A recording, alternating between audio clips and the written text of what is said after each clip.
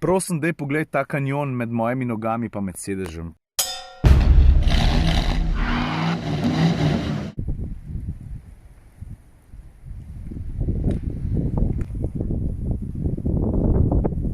Lepa svetloba, ne? Zdaj pa tako, najprej grem s telim dolgoprogašem. Tole je Škoda Superb, pa ne čisto navadna. Najprej me čaka ena srednja dolga tura, Maribor, Miklavž, Novo Mest, pol iz Novega Mesta nazaj v Ljubljano. Pa mislim, da se bo najdel cajt, da povem par besed o avtomobilu, ki me spremlja že nekaj časa in s katerim sem na zelo veliko načinov zelo zadovoljen, ampak povedal bom pa tudi, kaj bi želel pa še dokupiti, da bi bil pa z njim čist do konca. Piko. No daj, pržgi se. Digitalna armaturka. Smo dolgo časa čakali to na Škodah, ne? Aha. Kje je bila ta prva? Ne Kodiaq. Karoq je bila ta prva Škoda, ki je imela digitalne. A vidiš, še smo v tem trenutku tale pogled izbran, malo bolj športen. Imaš pa še kup drugih. Klasika. Pa tale bolj minimalističen. Pa kaj še en? A ja, pa tale. Pa lahko tudi zbiraš, kaj se ti na sredin prikazuje, ne? A veš, kaj je ena najbolj hecnih stvari, ki se zgodijo pri Superbu? In to že praktično odkar obstaja, ne samo zdaj s tem aktualnim, ta prenovljenim. Ko ga ljudje začnejo gledati, ne, pa se najprej usedejo spredi, pa rečejo, luštno. Pa v drugo vrsto rečejo, čak malo, koliko je klep placa.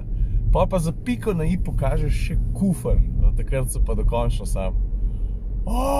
Pa dobro jutro, Rogoza. Ok, zdaj pa smer Novo mesto. Ravno kar sem parkiral, tukaj le neposredno ob revozu. Zato, ker sem prišel sem nekaj posnet za avto leta. A veš, Clio je eden od finalistov, thanks to you. A kaj točno bom posnel? En tak kratek predstaviten video. Če si spremljal izbor za slovenski avto leta na RTV Slovenija 1, tisto soboto ob 8 zvečer, ki je bilo, pa si mogoče tudi videl ta klip, ki sem ga zdaj danes tukaj posnel. No, tukaj v Novem mestu. Ok. Evo, posnel sem prvi kadr, zdaj moram posneti še drug kadr, pa pokazati verjetno enega največjih posterjev ali panojev, kako se temu reče v Novem mestu. Ti, koliko je tole dolgo? 30 metrov? Vsaj? Evo ga. Veš to? Ta poster je toliko velik, da bi si skoraj upal trditi, da so oni ta štirje, ta čista majhni Clioti gor v naravni velikosti. Ravno imam prav. A bo kdo vedel odgovor? Ok, pejmo. Zdaj pa cajt, da Superbom pičiva nazaj proti Ljubljani, še dve stvari posnavam s kolegoma novinarjema, s Sašo Kapetanovičem pa z Miho Merlakom. Solte, gospa. Kaj pa ti, si kavalir na cesti, ali si manj smotan? A daš prednost, ustaviš pred zebro? Take fore. Malo me zanima, no? Daj se razgovor. Ej, kaj pa, če bi se mi tega Superba lotili kar na barju? Se zdaj ne spomnim, ki je bilo že toliko vlogov, a sem jaz kakšen avto že posnel tukaj na barju. Včasih smo tukaj predvsem na temu štikovcu ceste, vidiš, ki je lepo zavit, tak lušten S je, posnel pa poslikal ogromen avto za Siol, mer imaš, plac je, pa se mi zdi, da Superb s tole kontrastno srebrno paše lepo ta okolje. Dobro, zdaj pa zakaj sem jaz Superba sploh vzel na test? Konec koncev je Superb trenutne generacije na trgu že kdaj? Od 2015? Ja, to drži, ampak če ga boš pogledal malo bolj od blizu, predvsem se, če se ti ljub zazri malo v ksiht, v masko, v luči, a veš kaj? Ja, Superb je bil letos prenovljen. In moram reči, da mu je prenova fejst pasala, tudi zato, ker je zdaj končno tudi ta najbolj fina pa največja Škoda tista, ki ima lahko digitalno instrumentno ploščo. No pa še kupenih drugih novosti je, hočem to povedati, da luči pa merilniki tudi približno nisto edina stvar, ki je prenovljena. Mimogrede, Superb je zdaj po prenovi dobil tudi hibridno izvedenko, pa izvedenko Scout tudi, to veš, kje je tista, ki je malo dvignjena za kvazi pustolovce. Ampak Superb, s katerim se pa jaz vozim, je pa zelo podoben klasičnemu nakupu. 2.0 dizel, ne 150, ampak 190 konji. V tem primeru s sprednjim pogonom, to se pravi pogon na dve kolesi. In tukaj bi rad poudaril eno stvar. Moje mnenje je, da bi si ta dizelski motor zaslužil štirikolesen pogon, predvsem zdaj, ki je mogoče oprijem malo slabši, pa ki je avto na zimskih gumah, se mi je parkrat zgodilo, da če sem speljal malo bolj na orenk, ne, da so sprednja kolesa začela fejst praskati. Navkljub, bom rekel, stabilnostni elektronki, ki preprečuje zdrs. A veš, 190 konjev zraven prenese že na tako luštno kepco navora. Zato pravim, da štirikolesen pogon ne bi bil švoh, ni pa nujno potreben, to pa valjda drži. Drugače pa glaven zaščiten znak Superba, valjda tudi zaradi dolžine se avto dolg skoraj 5 metrov ostaja prostor. Na to sem že prej malo namignil. Lej, stari, jaz sem zdaj v drugi vrsti. Sedim za sabo, to se pravi 175 cm, tukaj imam pa placa. Prosim, daj pogled ta kanjon med mojimi nogami pa med sedežem. Placa je, milo rečeno, ogromen. V tem avtu se udobno namestijo tudi dvometraši. Ampak kar jaz cenim pri Superbu še posebej je način sedenja v drugi vrsti.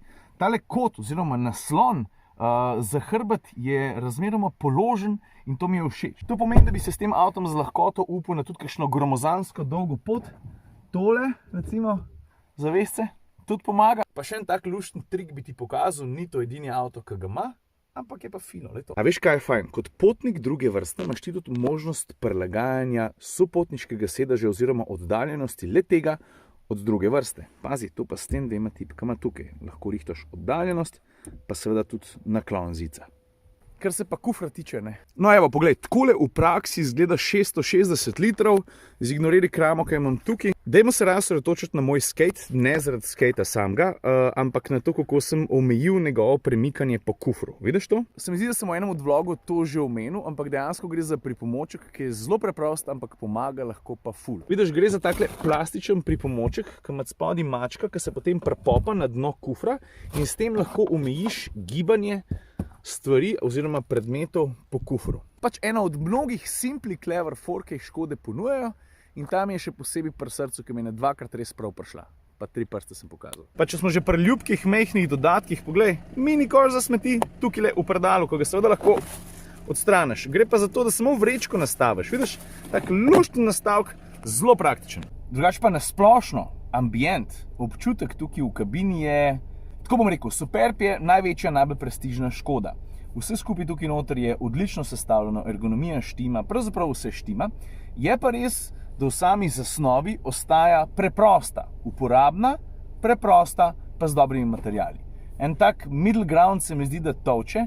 Malo je jasno tudi, da je hierarhija znotraj koncerna Volkswagen še kako prisotna, kar pa ne pomeni, da so kupci Superba ali pa drugih Škod opeharjeni, daleč od tega. Ker enkrat začneš stvari na kup metati, kaj ta avto, sploh tale testen, recimo, ponuja. Pa ne govorim samo o videzu, ne govorim samo o prostoru, ki je njegov zaščiten znak, ali pa o tistih Simply Clever pripomočkih, ki so včasih res, ampak čisto res zelo priročni. Mimogrede, sprednji del zgleda fejst dober, a ne de? Pa če že gledamo sprednji del pa masko, a ti veš, da je Superb od zdaj na voljo tudi s full LED osvetlitvijo? Mislim, če se stegneš malo višji, dobiš tudi matrične LED žaromete, delajo odlično. Pa radarski tempomati in tako naprej, zdaj pa že prijemo do tehnologije, ki jo ponuja, ne? Sam znaš lajfati, prepoznati pešce, konec koncev, če se ti zgodi res kakšna huda stvar, bog ne daj, zna tudi sam ustaviti na odstavnem pasu avtoceste, vklopiti smerne utripalke in tako naprej. Skratka, Superb se je s prenovo pridružil tistim sodobnim Škodam, ki v varnostnem smislu ponujajo res veliko. Za konec, za piko na i pa sam še tale podatek. Superb se je v najinem druženju uspel uvrstiti na tak dosti droben seznam avtomobilov,